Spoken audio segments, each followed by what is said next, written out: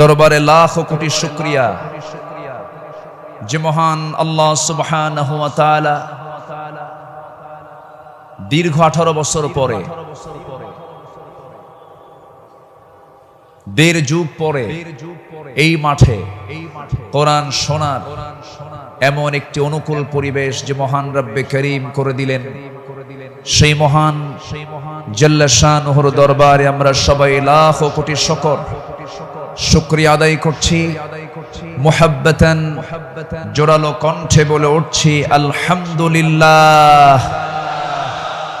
চিৎকার মেরে বলছি আল্লাহুম্মা ইন্নী আসআলুকা আল হুদা ওয়াত তুকা ওয়াল আফাফা ওয়াল গিনা। সবাই বলি আল্লাহুম্মা আইন্নি আলা যিকরিকা ওয়া শুকরিকা ওয়া হুসনি ইবাদাতিকা। আমরা আল্লাহ তাআলার শুকর আদায় করে নিলাম। সম্মানিত হাজিরিন, এই মাহফিলের যিনি আলোচনা যিনি শুরু করেছেন, এই মাহফিল যাকে দিয়ে আলোচনা শুরু হয়েছে, শহীদ আল্লামা দিলওয়ার হুসাইন সাইদি রাহিমাহুল্লাহ। তিনি সর্বশেষ এই ময়দানে কথা বলেছেন 2006 সালে। এরপর পৃথিবীতে বেঁচে থাকার পরেও তিনি এই মাহফিল আসতে পারেন নাই। তিনি আসতে চেয়েছেন কিন্তু আসতে দেওয়া হয় নাই। তিনি আজকে আমাদের মাঝ থেকে বিদায় নিয়েছেন। তিনি আলামে বারজাখে আছেন। শুরুতেই আমরা তার রূহের মাগফিরাত কামনা করছি। আল্লাহ তুমি তার কবরটাকে জান্নাতের টুকরা বানায়া দাও। সম্মানিত ভাইয়েরা, আজকে যদি তিনি বেঁচে থাকতেন, এই চেয়ারে বসার যোগ্যতা তো আমাদের নাই। আমি তো জানি আমার ইলম কালাম কদ্দুর। আমি আব্দুল্লাহ আমিন, লা ইলমা লানা ইল্লা মা আল্লামতানা। আজকে এই চেয়ারে তাকি মানায়। তিনি দুনিয়া থেকে বিদায় নিয়েছেন। তার বড় শখ দুটো ছিল, একটা হলো আল্লাহর ঘর জিয়ারা করা, তিনি প্রায় প্রায় বলতেন, আর আরেকটা হলো তিনি যেন বের হয়ে কোরআনের এই ময়দানের জন্য তিনি কথা বলতে পারেন। কিন্তু বাতিল শক্তিরা তাকে সেই তার চাওয়াটা পূরণ করতে দেয়নি। 2023 সালের 13ই আগস্ট চিকিৎসার নাম করে সুস্থ একজন মানুষকে জেলখানা থেকে বের করে হসপিটালে জোর করে ভর্তি করিয়ে ইনজেকশন পুশের মধ্য দিয়ে পয়জনিং করে বিষ প্রয়োগ করে দিল্লির প্রেসক্রিপশনে তাকে হত্যা করা হয়েছে। তাফসীর মাহফিলের এই প্ল্যাটফর্ম থেকে সুস্পষ্ট ভাষায় জানান দিতে চাই, আল্লামা সাইদির মতো এই কিংবদন্তির হত্যার সঙ্গে যারাই জড়িত চূড়ান্ত শাস্তি নিশ্চিত করা হোক। এই মতের পক্ষে রাজি আছেন কারা কারা? হাত উঁচু করে দেখান মুসলমান।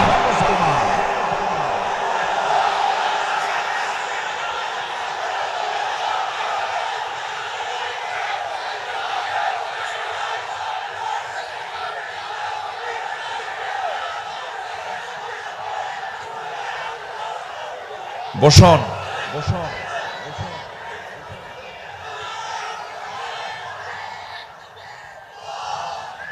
বসুন।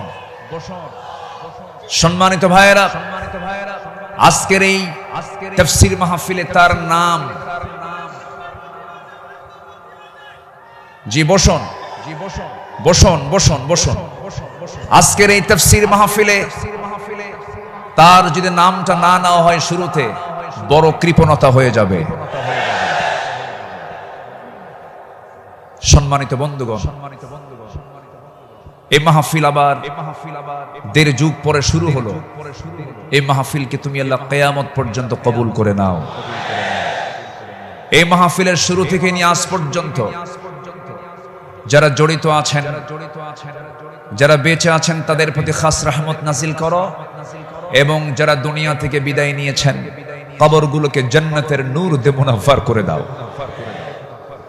সম্মানিত ভাইয়েরা, আমি আলোচনার সূচনায় সর্বকালের সর্বযুগের সর্বশ্রেষ্ঠ গ্রন্থ, complete and balanced code of life, Al Quran Al মজিদের গুরুত্বপূর্ণ একটি সূরা, সূরাতুত তাওবার একটি আয়াত আমি তেলাওয়াত করেছি। সূরা তাওবার 100 নম্বর আয়াত আমি তেলাওয়াত দিয়ে শুরু করেছি। আয়াতটিকে সামনে রেখে কিছু কথা আমি বলতে চাচ্ছি। আল্লাহ যেন আমার মুখ থেকে সেই কথাগুলি বের করে দেন যে কথাগুলো মুসলিম উম্মার জন্য এই মুহূর্তে দারুণ প্রয়োজন। সম্মানিত হাজিরিন, এই পৃথিবীতে শ্রেষ্ঠ মানুষ হচ্ছেন আম্বিয়ে কেরাম, এবং পৃথিবীর প্রথম মানুষও একজন নবী ছিলেন, আমাদের সবার পিতা সাইয়্যিদানা আদম আলাইহিস সালাতু ওয়াস সালাম। এবং এটার সিলসিলা শেষ হয়েছে খাতামুন নবিয়্যিন, সরওয়ারে কায়নাত, রাহমাতুল লিল আলামিন, রহমত আলম, নবী মুকাররম জনাবে মুহাম্মদুর রাসূলুল্লাহ সাল্লাল্লাহু আলাইহি ওয়াসাল্লাম। তার সময় এসে নবুয়তের এই সিলসিলা শেষ হয়েছে। এরপরেই যাদের সম্মান মর্যাদা আল্লাহ পাক সবচাইতে বেশি দিয়েছেন তারা হচ্ছেন সাহাবায়ে কেরাম। আল্লাহ তাআলা তাদের সম্মান, তাদের মর্যাদা অনেক বেশি দিয়েছেন, এবং আল্লাহ নিজে তাদের শানে বলেছেন রাদিয়াল্লাহু আনহুম, আল্লাহ তাদের উপরে সন্তুষ্ট হয়েছেন। আল্লাহ নিজে যদি বলেন আমি তাদের উপরে সন্তুষ্ট হয়েছি, তাদের ঠিকানা কোথায় হবে? জান্নাত হবে। এটাই স্বাভাবিক। সেই সাহাবে কেরামদের জীবন থেকে কিছু কথা, আমার নবীর আদর্শে গড়া সাহাবীদের বিপ্লবী জীবন, মুমিনের অনুসরণীয় পথ, এই বিষয়ে আমি আজকে কিছু কথা বলতে চাচ্ছি। ওয়ামা তাওফীকি ইল্লা বিল্লাহ আলাইহি তাওয়াক্কালতু ওয়া ইলাইহি উনীব। আসুন সোজা আমরা আলোচনার দিকে চলে যাই। যেহেতু এক রাত আমি পেয়েছি। আল্লামা সাঈদ রাহিমাহুল্লাহ এমন একজন ব্যক্তি ছিলেন, একটানা একজন আলোচক 5 দিন একই প্ল্যাটফর্মে কথা বলেছেন। এমন রেকর্ড বাংলার জমিন আজ পর্যন্ত কেউ দেখাতে পারেন নাই।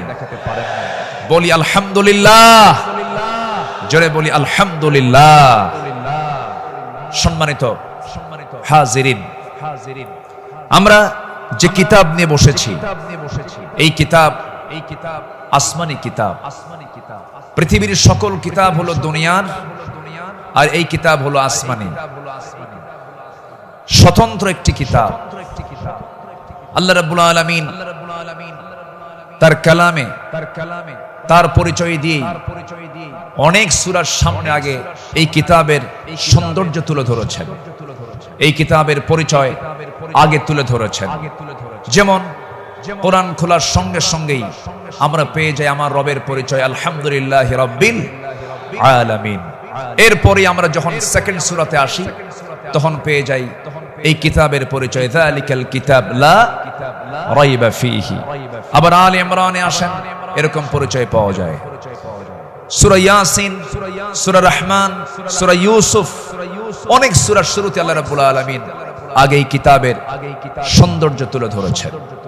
আল্লাহ রাব্বুল আলামিন বলেন আর রহমান আল্লামাল কুরআন খালাকাল ইনসানা আল্লামাহুল বায়ান الشمس والقمر بحسبان والنجم والشجر يسجدان। জোরে বলুন আল্লাহু আকবার। তিনি রহমান, যিনি বান্দাকে কোরআন শিক্ষা দিয়েছেন। আবার ইয়াসিনে চলে যান, ইয়াসিন ওয়াল কুরআনিল হাকীম ইন্নাকা লামিনাল মুরসালিন আলা সিরাতিম মুস্তাকিম।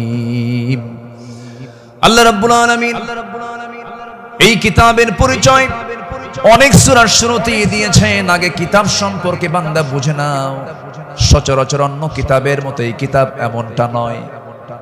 আল্লাহ রাব্বুল আলামিন এই বান্দার জন্য কিতাবটাকে কি করে দিয়েছেন? আল্লাহ রাব্বুল আলামিন বলেন, তিবিয়ানাল লিকুল্লি শাই, তোমার জীবনের জন্য যা কিছু প্রয়োজন সব আয়োজন আমি এর মধ্যে করে দিয়েছি, কোথাও যাওয়ার দরকার নাই। ফাআইনা তাযহাবুন ইন হুয়া ইল্লা যিকরুল লিল আলামিন লিমান শাআ মিনকুম আন ইয়াস্তাকিম ওয়া মা তাশাউনা ইল্লা আন ইয়াশা আল্লাহু রাব্বুল আলামিন। জোরে বলুন আল্লাহু আকবার। তুমি কোথায় যাও? কোন পথে দৌড়াচ্ছ? দুনিয়ার কোন তন্ত্র মন্ত্রের দিকে দৌড়াও? দুনিয়ার কোন আইনের দিকে দৌড়াও? এই পৃথিবীতে ৭০ থেকে ৮০টি মানব রচিত মতবাদ আছে। সমস্ত মতবাদকে তোমার ধিক্কার মারতে হবে, পচা বস্তাগুলোকে ফেলে দিয়া আল্লাহর আহ্বান হলো ইন হুয়া ইল্লা যিকির, এই জিকিরের দিকে চলে আসো। কোরআন তোমাকে সুপারিশ করে জান্নাতের দরজায় পৌঁছায়া দেবে। কোরআনের দল ছাড়াও এই দেশে আরো দল আছে না নাই? আসতে বলবেন না, আছে না নাই? ইসলামী দল ছাড়া আরো দল এই দেশে আছে না নাই? কিন্তু আল্লাহর কাছে মনোনীত দল একটাই, ইন্নাদ দীনা ইনদাল্লাহিল ইসলাম। ইসলাম ছাড়া অন্য কিছু যে গ্রহণ করবে, সোজা কথা আল্লাহ পাক বলে দিচ্ছেন, ওয়া মান ইয়াবতাগি গায়রাল ইসলামি দীনান ফালান ইউকবালা মিনহু। যে ব্যক্তি জীবন বিধান হিসাবে, দল হিসাবে ইসলামকে বাদ দিয়ে অন্য কোন দিনকে গ্রহণ করবে, তার কোনো কিছুই গ্রহণ করবেন না। তিনি কে? এই কথা কে বলেছেন? অতএব দল করতেই হবে, সেই দল হতে হবে কার দল? আসতে বলবেন না, কার দল? আল্লাহ রাব্বুল আলামিন বলেন, ইন্নামা ওয়ালিয়্যুকুমুল্লাহু ওয়া রাসূলুহু ওয়াল্লাযীনা আমানুল্লাযীনা ইউকিমুনাস সালাতা ওয়া ইউতুনাস যাকাতা ওয়া হুম রাকিউন ওয়া মান ইয়াতাওয়াল্লাল্লাহা ওয়া রাসূলাহু ওয়াল্লাযীনা আমানু ফাইন্না হিজবাল্লাহি হুমুল গালিবুন। যারা আল্লাহর দল করবে তারাই বিজয়ী হবে। ঘোষণাকার, ঘোষণাকার আল্লাহ। ছাড় দেন কিন্তু ছেড়ে দেন না, ঠিক কিনা? ছাড় দেন কিন্তু ছেড়ে দেন না। দেখেন না, যাওয়ার রাস্তা পাইল না, ভাঙ্গা হেলিকপ্টারে বিদায় নিল, ঠিক কিনা? যুগে যুগে যারাই আসমানি কিতাব নিয়ে ষড়যন্ত্র করেছে, যুগে যুগে যারাই জগতের শ্রেষ্ঠ সন্তান আলেমদেরকে নিয়ে ষড়যন্ত্র করেছে, তাদের অবস্থায় ফিরআউনদের মতো হয়েছে, হামানদের মতো হয়েছে, নমরুদদের মতো হয়েছে।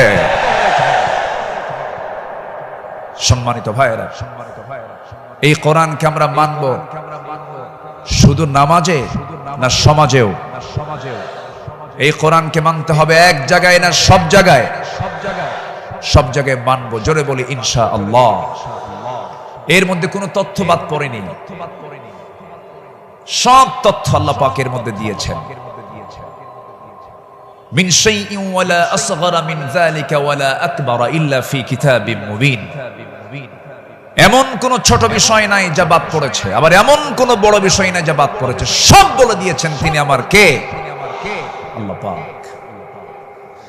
আল্লাহ তাআলা একটা সূরা নাজিল করেছেন, সূরাতুন নাহল, মৌমাছি। শতকের উপর শতক, হাজারো গবেষণার পরে সর্বপ্রথম 1973 সালে অস্ট্রিয়ান একজন বিজ্ঞানী কার্ল ভন ফ্রিশ মৌমাছির জীবন চক্র নিয়ে গবেষণা করে তিনি নোবেল পুরস্কার পান। তিনি এই বিষয়ে একটা বইও লিখেছেন, যার নাম হলো দ্য ড্যান্সিং বিজ। তিনি সর্বপ্রথম ফটোগ্রাফির মাধ্যমে প্রমাণ করে দেখিয়েছেন মূলত ফিমেল ওয়ার্কার বি, মধু সংগ্রহ এবং মৌচাক নির্মাণের মূল কর্মী তারা। অথচ মহান রব্বুল আলামিন আজ থেকে ১৫০০ বছর আগে এই নারী কর্মী মৌমাছির কথা জানিয়ে দিয়েছেন কোরআনে ১৫০০ বছর আগে। জোরে বলি সুবহানাল্লাহ।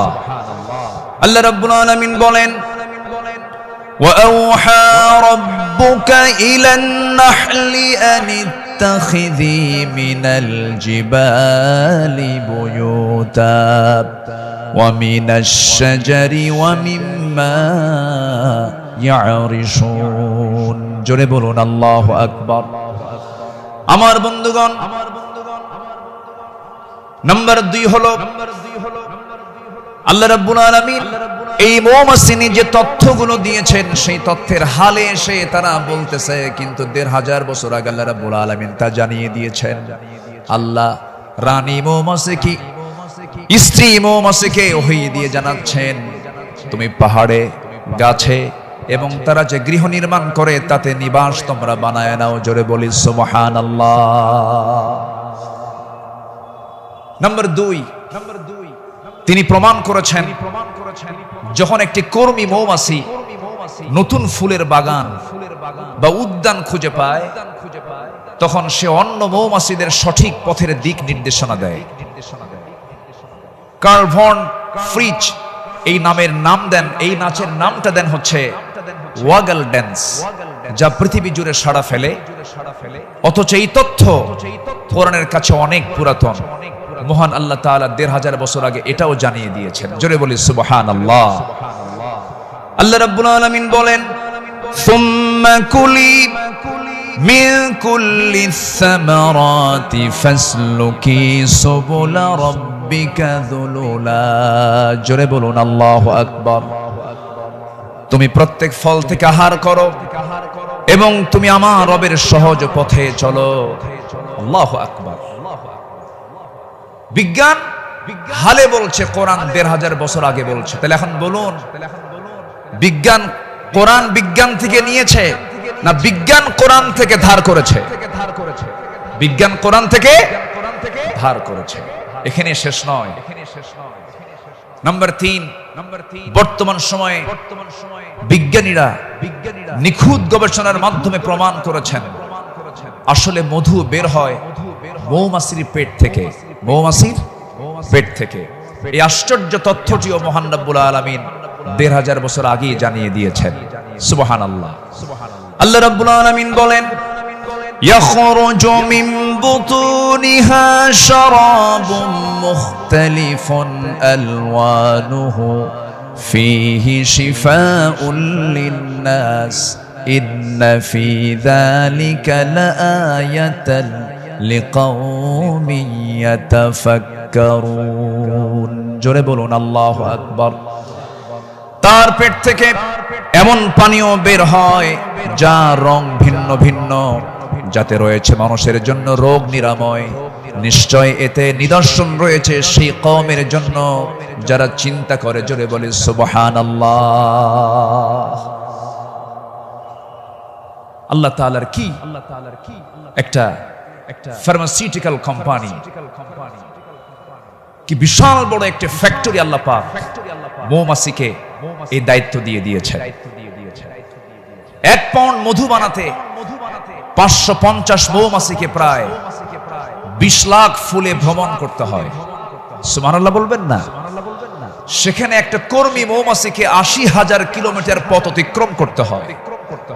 অন্য একটি গবেষণায় এসেছে 14.5 লাখ কিলোমিটার পথ অতিক্রম করতে হয়, যা দিয়ে পুরো পৃথিবীটাকে 3 বার প্রদক্ষিণ করা সম্ভব। শুধু 1 পাউন্ড মধু তৈরিতে মৌমাছির এত কষ্ট করতে হয়। আল্লাহু আকবার বলে। মহান আল্লাহ তাআলা এই মৌমাছির মধ্যে সঠিক পরিমিত তাপমাত্রা বোঝার মতো আশ্চর্য একটা ক্ষমতা দিয়েছেন। মৌচাকের সঠিক তাপমাত্রা 35 ডিগ্রি সেলসিয়াস থাকা প্রয়োজন।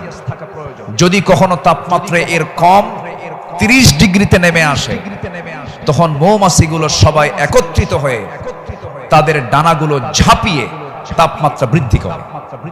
জোরে বলে সুবহানাল্লাহ। আবার যদি কখনো তাপমাত্রা যদি বেড়ে যদি 40 ডিগ্রি হয়ে যায়, তখন আবার তারা উল্টো দিকে ডানা ঝাপটিয়ে মৌচাকে তাপমাত্রা ঠান্ডা করে। তখন আবারও 35 ডিগ্রি তাপমাত্রায় নিচে স্বাভাবিক হয়ে যায়, নিচে নেমে আসে। এগুলো কার কুদরত? আসতে বলবেন না, কার কুদরত? আল্লাহর কুদরত। সম্মানিত ভাইয়েরা, আল্লাহ রাব্বুল আলামিন এই কিতাবের ভিতরে হাদিদ নামে, লোহা নামে একটা সূরা নাজিল করেছেন। সূরার নাম কি? হাদিদ, লোহা। লোহা ছাড়া কিছুই হয় না। এই লোহা নিয়ে বিজ্ঞান গবেষণা করে বলছে, আধুনিক বিজ্ঞান বলতেছে লোহার সৃষ্টি পৃথিবীতে নয়, বরং লোহা এসেছে বহির জগৎ থেকে, আকাশ থেকে। কারণ পৃথিবীর পরিবেশে লোহা উৎপাদনের জন্য অনুপযোগী। কেননা সূর্যের যে তাপমাত্রা লোহা উৎপাদনের জন্য যথেষ্ট নয়। সূর্যের কেন্দ্রের তাপমাত্রা হলো 15 মিলিয়ন ডিগ্রি সেলসিয়াস, আর সূর্যের পৃষ্ঠে অর্থাৎ ফটোস্ফিয়ারের তাপমাত্রা হচ্ছে 5.5 থেকে 6,000 ডিগ্রি সেলসিয়াস। অথচ লোহা উৎপাদনের জন্য আনুমানিক 5 বিলিয়ন ডিগ্রি সেলসিয়াস প্রয়োজন। বিজ্ঞানীদের ধারণা কোন সুপারনোভা বিস্ফোরণ থেকেই এই লোহার আগমন ঘটে থাকতে পারে। অথচ মহান রব্বুল আলামিন 1500 বছর আগেই সূরা হাদিদে জানিয়ে দিয়েছেন আল্লাহ পাক লোহা নাজিল করেছেন। সুবহানাল্লাহ বলবেন না? আল্লাহ রাব্বুল আলামিন বলেন, وَأَنزَلْنَا الْحَدِيدَ فِيهِ بَأْسٌ شَدِيدٌ وَمَنَافِعُ لِلنَّاسِ। সূরাতুল হাদিদ আয়াত নাম্বার 25। মহান রব্বুল আলামিন বলেন, আমি লোহা নাজিল করেছি যাতে রয়েছে প্রচন্ড শক্তি, মানুষের জন্য বহুবিধ উপকার। জোরে বলি সুবহানাল্লাহ। তাহলে বিজ্ঞান এগুলো প্রমাণ করেছে না কোরআন থেকে ধার করেছে? কোরআন থেকে ধার করেছে। বিজ্ঞান দিয়ে কোরআন যাচাই হবে না, কোরআন দিয়ে বিজ্ঞান যাচাই হবে। কোন আইন দিয়ে কোরআনকে ব্যর্থ করার চেষ্টা করলে সে ব্যর্থ হবে। কোরআন দিয়ে পৃথিবীর সকল আইনকে ব্যর্থ করতে হবে। যারা বলেন কোরআন আর রাজনীতি ভিন্ন বিষয়, তাদের নতুন করে ঈমান আনতে হবে। কোরআন হচ্ছে আইন এবং প্রশাসনের চলন্ত বিশ্বকোষ। এটা দিয়েই নামাজ যেমন চলতে পারে, সমাজও চলতে পারে। কোরআন দিয়ে ক্যান্টনমেন্ট চলবে, কোরআন দিয়ে প্রশাসন চলবে। কোরআন দিয়ে চলতে পারে না এমন কোন প্ল্যাটফর্ম নেই, কোরআন দিয়ে সব চলবে, এটাই স্বাভাবিক। এই বিশ্বাস যার আছে তার ঈমান আছে, এই বিশ্বাস যার নাই তার ঈমান নাই, নাই, নাই।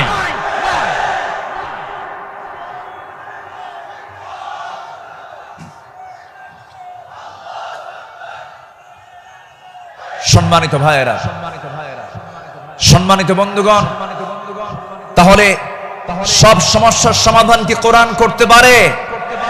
আসতে বলবেন না, পারে। এখন বাংলাদেশের সবচাইতে বড় সমস্যা কি জানেন? গদি সমস্যা। কি সমস্যা বলেন? গদি সমস্যার সমাধান তো মনে হয় কোরআনে নাই। একটা আয়াত আছে, আয়াতুল কুরসি। আয়াতুল কুরসি। কুরসিয়ন মানে কি? গদি। কুরসিয়ন মানে কি? গদিটা মূলত কার? আসতে বলবেন না, গদিটা মূলত কার? আল্লাহ। ক্ষমতা কারোই না, ক্ষমতা একমাত্র কার? আল্লাহ। কোরআন সম্পর্কে সংক্ষিপ্ত একটা ধারণা আল্লাহর সিস্টেম মতোই আল্লাহ এই পদ্ধতিতেই তিনি আলোচনা করেছেন কোরআনে তার কথাগুলো এইভাবে আসছে। আসুন আমরা এখন মূল ওই আয়াতটার দিকে আমরা চলে যাচ্ছি। সম্মানিত বন্ধুগণ, আমার নবীর আদর্শে গড়া সাহাবীদের বিপ্লবী জীবন, মুমিনের অনুসরণীয় পথ, আমাদের পথ তো সেই পথ যে পথে আমার রাসূল চলেছেন, যে পথে সাহাবীরা চলেছেন। এই পথ ছাড়া আমাদের দ্বিতীয় কোনো পথ আছে? আসতে বলবেন না আছে? সেই সাহাবীদের সম্মানটা কত! আল্লাহ রাব্বুল আলামিন বলেন, والسابقون الأولون من المهاجرين والأنصار والذين اتبعوهم بإحسان رضي الله عنهم ورضوا عنه وأعد لهم جنات تجري تحتها الأنهار خالدين فيها أبدا ذلك الفوز العظيم جربون الله أكبر মুহাজির এবং আনসারদের মধ্যে যারা ঈমানে প্রথমে যারা অগ্রগামী হয়েছে এবং যারা নিষ্ঠার সাথে তাদের অনুসরণ করেছে, আল্লাহ তাদের সকলের প্রতি সন্তুষ্ট হয়েছেন, তারাও তার প্রতি সন্তুষ্ট হয়েছেন। আল্লাহ তাদের জন্য এমন জান্নাত রেখে দিয়েছেন যার নিজ দিয়ে নহর প্রবাহিত। আল্লাহ তাআলা সেই জায়গায় তাদেরকে চিরকাল রাখবেন, আর এটার চাইতে মহা সাফল্যের অন্য কিছু হতে পারে না। জোরে বলি সুবহানাল্লাহ। আমার ভাইরা, যাদের প্রতি আল্লাহ রাজি হন তারাই তো আমাদের অনুসরণীয় হওয়ার কথা। যারা আল্লাহর রহমত প্রাপ্ত বান্দা, যাদের দুনিয়াতে জান্নাতের সংবাদ দিয়েছেন, এমন 10 জন সাহাবী ছিলেন যাদেরকে আল্লাহ রাব্বুল আলামিন দুনিয়াতে জান্নাতের সংবাদ তাদের কানে শুনিয়ে দিয়েছেন। জোরে বলি সুবহানাল্লাহ। একজন সাহাবীকে যদি কেউ ফলো করতে পারে তার জন্য জান্নাত ইজি হয়ে যাবে। আস-সাহবাতু কান-নুজুম, সাহাবীরা হচ্ছে আকাশের নক্ষত্রের সমান। আল্লাহু আকবার বলেন। সম্মানিত ভাইয়েরা, মুমিনদের অনুসরণীয় যে পথ, আমি 10টা পয়েন্ট আমি কথা বলতে চাই। নাম্বার 1, আল্লাহ এবং রাসূলের প্রতি বিনম্র চিত্তে অটুট আনুগত্য। আল্লাহ এবং রাসূলের প্রতি বিনম্র চিত্তে অটুট আনুগত্য, এটা ছিল সাহাবীদের জীবনের সবচেয়ে বড় আমল। বলি আলহামদুলিল্লাহ।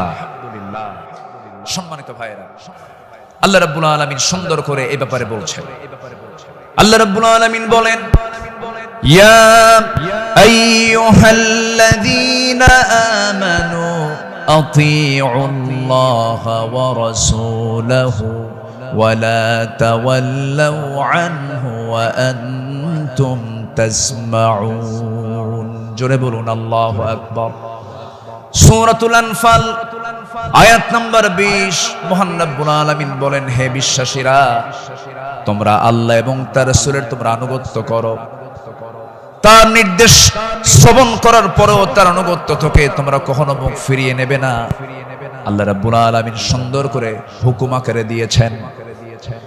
আমার বন্ধুগণ, আনুগত্য ছাড়া, ইত্তেবা ছাড়া বান্দা কখনো জান্নাত পেতে পারে না। মহান রব্বুল আলামিন আরেক জায়গায় সুন্দর করে কমন একটা আয়াত বলে দিয়েছেন, ইন কুনতুম তুহিব্বুনাল্লাহা ফাত্তাবিউনি ইউহিব্বুকুমুল্লাহু ওয়া ইয়াগফির লাকুম যুনুবাকুম ওয়াল্লাহু গফুরুর রহিম। জোরে বলুন আল্লাহু আকবার।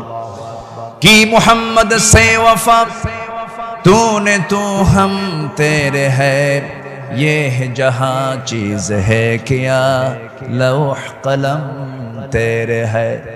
मुहम्मद के যদি ভালোবাসো, ভালোবাসা পাবে আমার। লৌহ কলম লুভিবে তোমরা, মাটির পৃথিবী সেকোন ছাড় সব পেয়ে যাবে, কিন্তু নিজের জীবনের চাইতে রাসূলকে বেশি ভালোবাসতে হবে এবং তার ইত্তেবা করতে হবে। সাহাবীরা তা দেখিয়ে দিয়েছেন তাদের প্র্যাকটিক্যাল লাইফে। ইতিহাস তো একই, সবার কম বেশি জানা আছে। একজন সাহাবী ছিলেন যিনি রাসূলকে কি পরিমাণ ভালোবেসেছেন। আমার নবীজি বদর যুদ্ধের ডাক দিয়েছেন। বদর যুদ্ধের দিন আমার নবীজি রোজা ভাঙ্গার নির্দেশ দিয়ে বললেন, সাহাবীরা কে আছো, আমার ডাকে সাড়া দিয়ে বদর প্রান্তরে পৌঁছবে। তোমরা কি জানো আজকের এই দিন হচ্ছে সেই দিন যেদিন সন্তান পিতার বিরুদ্ধে যুদ্ধে নামবে। আজকের দিন তো সেই দিন যেদিন পিতা তার সন্তানের বিরুদ্ধে যুদ্ধে নামবে। আজকে গোত্র গোত্রের যুদ্ধ, আত্মীয় আত্মীয়র যুদ্ধ, জামাই শ্বশুরের সামনে মুখোমুখি হয়ে যাবে। তোমরা কি পারবে আজকের এই যুদ্ধের ময়দানে আমার আনুগত্যের মধ্য দিয়ে